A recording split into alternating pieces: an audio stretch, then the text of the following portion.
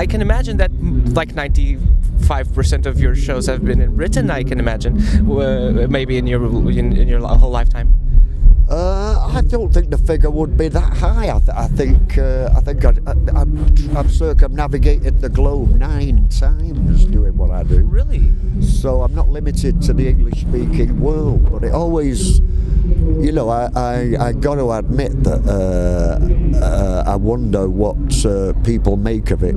People for whom English isn't their first language, I sometimes wonder what they make of it, given the fact that my stuff, not only is it in a foreign language, but even in English, you know, a lot of the stuff is very, you know, it's full of slang. You know, my stuff is full of archaic slang and vernacular speech and Americanisms, you know, so it's not entirely English. What was possibly the oddest country you've ever played? I would say Estonia. Really? Yeah, I really didn't expect anybody to get it there, but I was proved wrong, you know. There was 2,000 people that seemed to be getting it. And they asked me a lot of intelligent questions, not all of these 2,000 people, but they asked, those who got through to me asked a lot of intelligent questions. And so that was a great surprise. Have you ever been asked 2,000 questions by anyone? 2,000? No, it's got to have a bit amounted to much more than that, actually. 2,000, Christ. People never run out of questions for me. Well, I hope that doesn't happen to me for all of a sudden. I have plenty of questions for you, though. Well, that's why we're here. Exactly. But, I hope not 2,000, though. I'm hoping I have my dinner very shortly. 1,999, I believe. Okay, though. Okay, I'll be counting. Very close to those. I'll be keeping score. And the camera's keeping score as well, and the audio is keeping score. So, but you know, what comes across for international crowds is that it's really universal in the end, isn't it? Yeah, I guess so. The stories that are encased in my poetry, if any, those are to do with the eternal and universal values of life. Yeah, I would say so. You find that there are certainly, I can imagine, universal twats in any country. Oh, absolutely. That's probably the most universal poem I ever wrote. Everybody wants to kill somebody. Or give them a right slap in the face or something. Exactly. So that poem is a useful social safety valve in any country, I feel.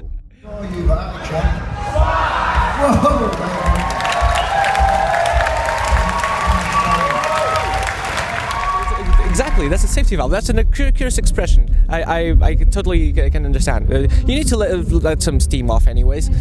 Anyway, I mean. Exactly. Better to use words than weapons. Exactly. In every case. Exactly. Lesson to the world, kiddies. Don't slap your mates. Write Don't poetry. Slap your pals. yeah. Exactly.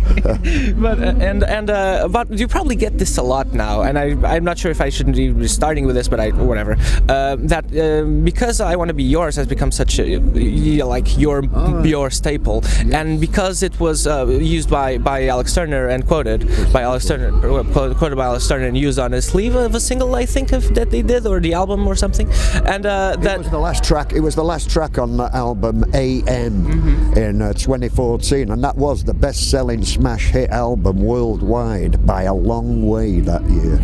And I always think that the last track is as important as the first track.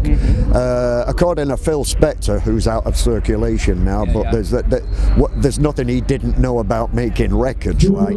According to Phil Spector, when you make a single, on the fade-out finish, you introduce something that hasn't appeared on the rest of the records. For instance, a tambourine, a pair of maracas, a hand clap, anything that hasn't been featured in the rest of the record.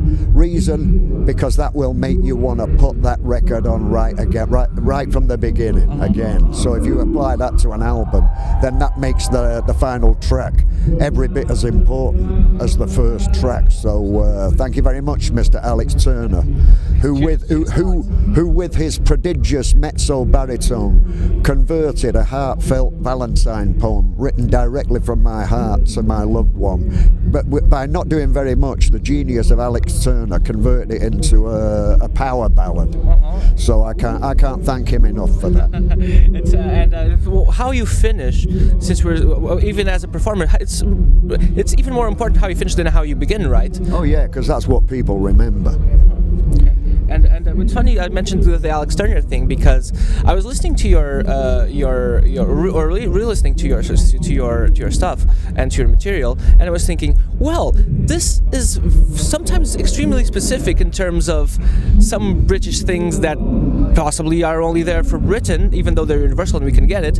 But as it is, for instance, with maybe stuff from Britpop like Pulp, or later on with Arctic Monkeys, and then I come to find that Alex Turner actually considers you like the biggest, possibly his biggest reference ever. So that's okay. I was right then.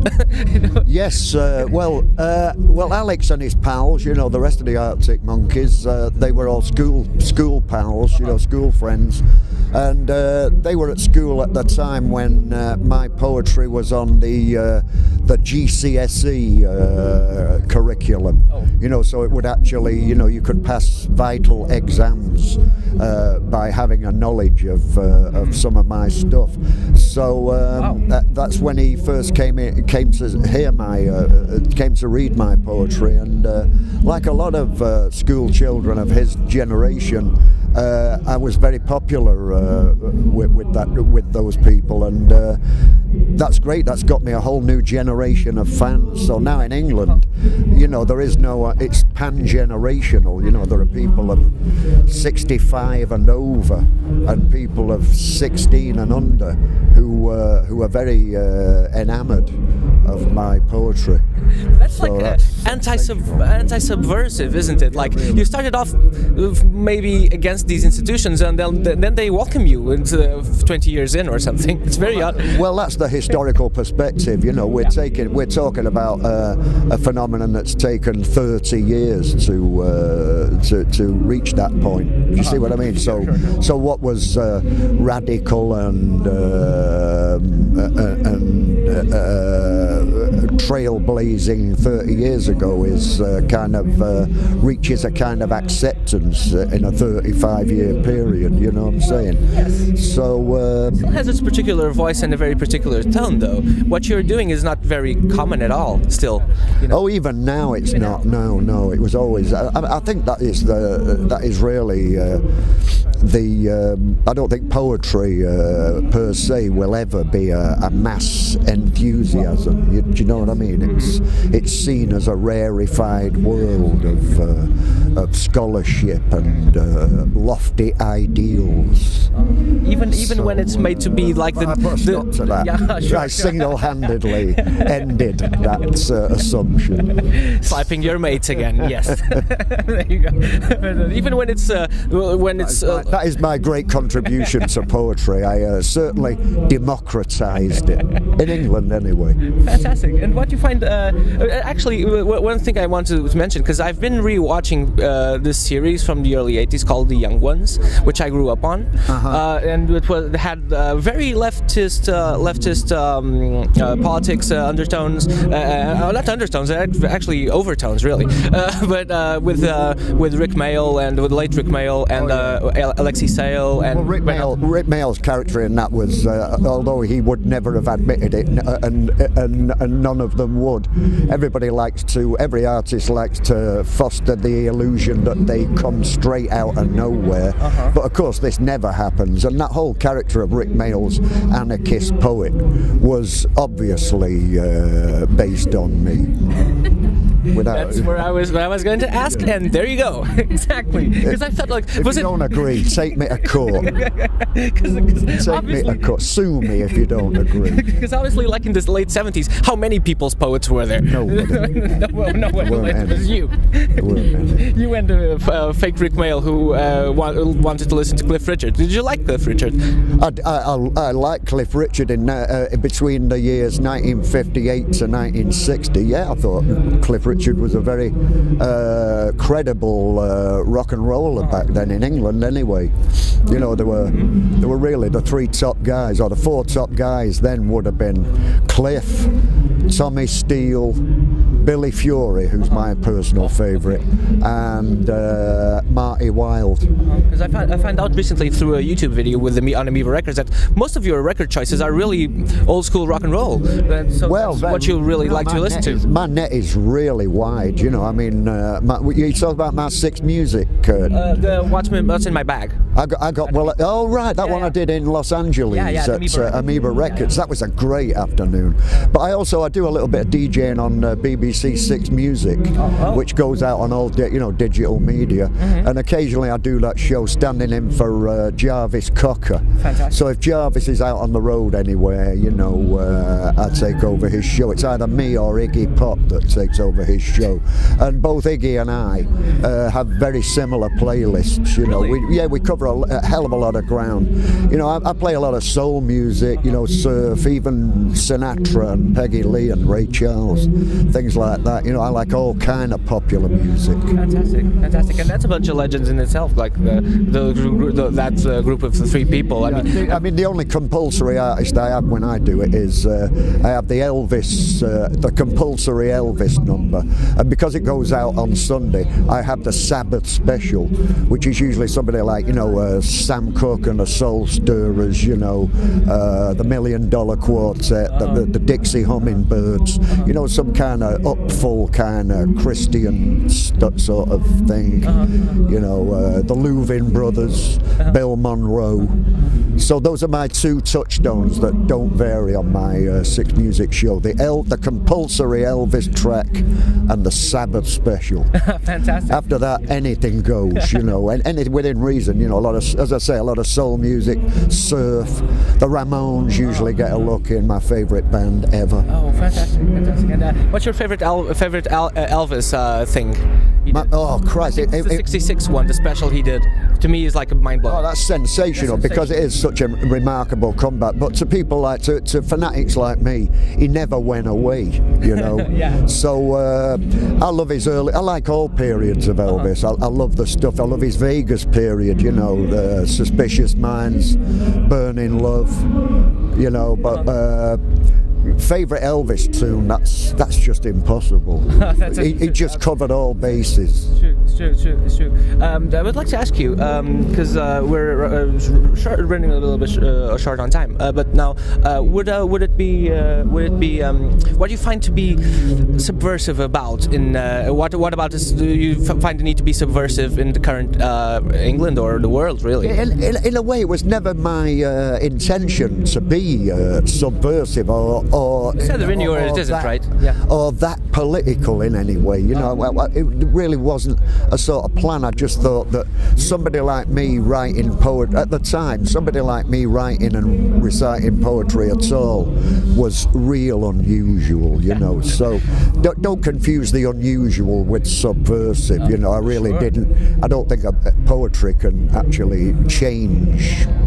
Well, society in a wide sense, you know. Yeah, sure. I think it's more of a personal, thing with poetry. You know, you're getting people on an intimate level, I think, with poetry.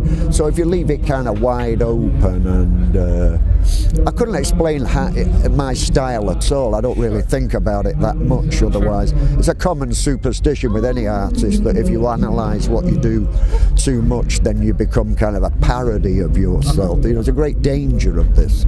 So I never really analysed what I do, but it was never really my intention to disrupts society, the wider society in any way, you know. But even if it isn't where you're I guess I am seen as an adversarial voice. Yeah.